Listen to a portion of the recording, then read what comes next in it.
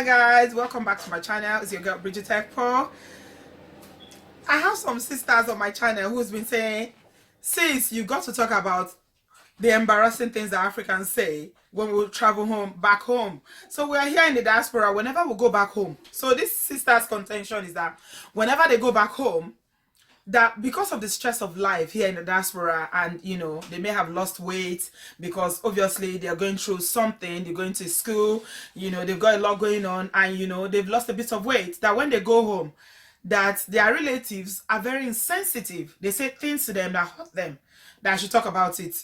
Initially I just laughed. I was like, oh my god, oh my sisters, I love you guys, but you should know that Africans by nature, we have no filters. Honestly, we have no decorum. We just say it. We say things without thinking about the consequences, without thinking about how someone will feel or if it will hurt your feelings. They don't care. Oh God, it's so funny because I'll give you a backstory about what happened to me when I went to Nigeria a couple of years ago. So there's this cousin of mine who we are not in good terms. Like, before I left Nigeria, which was, a number of years ago, we'd already fallen out because she stole my boyfriend. So... So I don't even want to see her. So I don't even want to see her. I was not talking to her. I had a huge fight with her before I left Nigeria. So whenever I go to Nigeria, I don't call her, I don't relate with her, I don't talk to her, because as far as I'm concerned, she's in my bad book. Anyway, so one time a few years ago, I went to Nigeria and I ran into her on the streets of Abuja. This is somebody who I haven't seen for a number of years. She doesn't even know that I'm in town. She just ran into me because I went to a bank where I used to bank when I was in Nigeria. I wanted to go and sort out some things. So I went to the bank. So I was coming out of the bank. She was going in. So she saw me and she was like, oh, Bridget, are you around? And I was like, yeah, hi. And we greeted. Guess what my cousin did? The first thing she did was like, your breast is so big. Why did your breast become so big? Your breast is so big now. And then, guess what she was trying to do? She was attempting to touch me, to press my breasts, to see whether they are real or not. Tell me if that's embarrassing. All this is happening on the streets. On the streets of Abuja, you can imagine how I felt. I was embarrassed, and I was like, really? I haven't spoken to you for years. I haven't seen you. We don't have any kind of relationship, and you see me on the street, and you want to start touching me and telling me about my body parts and what you feel and what you think about me. Oh my God. But, the thing about living in this Britico is that you learn patience. So I didn't even flip. She wasn't even embarrassed. I was like, I just laughed and said, you know what? I'll see you later. I just walked off. So you that is saying that you're going home and they are saying, you are so lean. Don't you eat? Are you starving? Your relatives that you're sending money to, they have 2, 3 wives. They have houses. They have, all kinds of lifestyle that you don't have. And now they have the guts to be asking you whether you've lost weight. What if you're fat? Or what do you put on a bit of weight? Because some of us that got married and then left Africa, and then you are here now, obviously you have some children and you put on some weight. That one is even worse.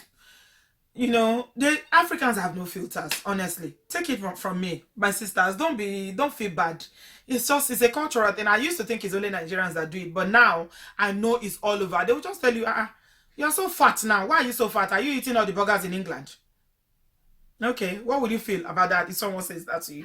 That you are so fat now, you are eating all the burgers, or you are eating all the hot dogs. Why are you eating all the hot dogs? Can you imagine? This is somebody that you probably haven't seen for a very long time, and they're not even going to be shy about it to say it in a way that it won't hurt you or offend you. They don't care. They don't care. They just say it. Okay. Be offended. They don't care. Even if you tell them that, what they said have hurt you or it's offended you, and you're feeling bad about it, just like, okay, sorry. The way they will even say it, that's if they are even, some of them might not even apologize, but the way they even say it, you will not even, it's not a sincere apology that you feel that they were sorry for, what they said to you, or the way they addressed you, or the things they said about. People will just see you randomly on the streets or in your family home or wherever it is that you're meeting up, and they'll make comments about your body parts without a care in the world. They don't know they are offending you, or they are saying things that are not appropriate.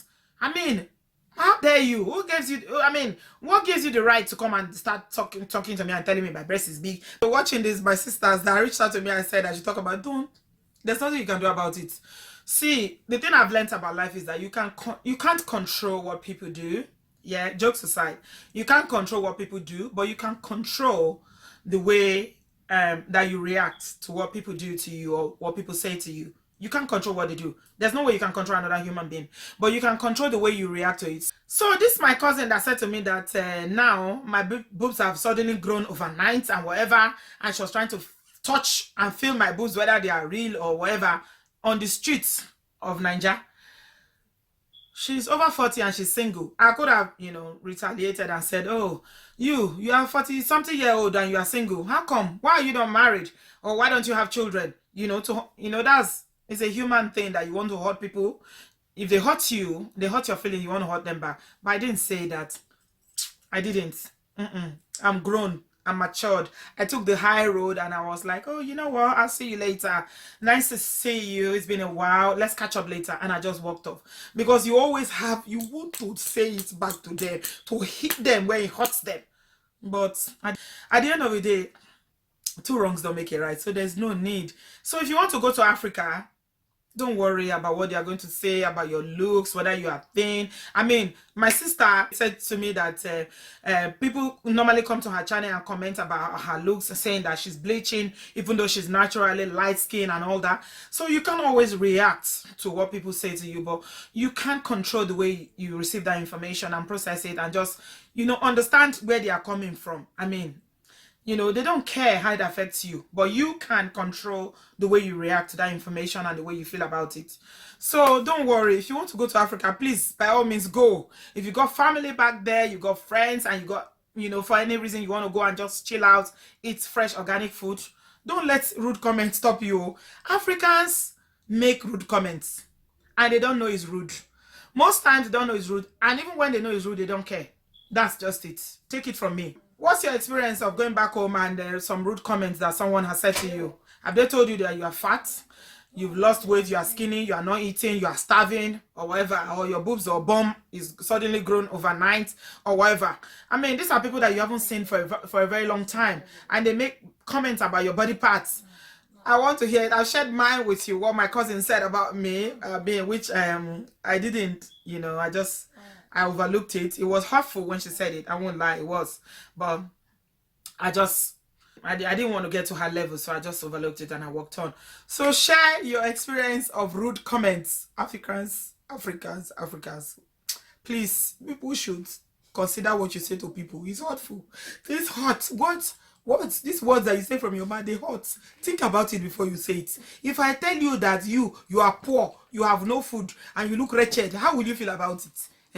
Would you like it? You won't. So please, before you start commenting about people that come from Obodo, we go through a lot over here. People, they are stressed. They want to come home and relax and reflect and hang out with you. Don't be abusing them. It's not nice, please. So that's all I have for you today. I hope you liked it, enjoyed it. Share your rude comments with me right there in the comment section, and I'll talk to you again very shortly in my next vlog. I love you. Bye-bye.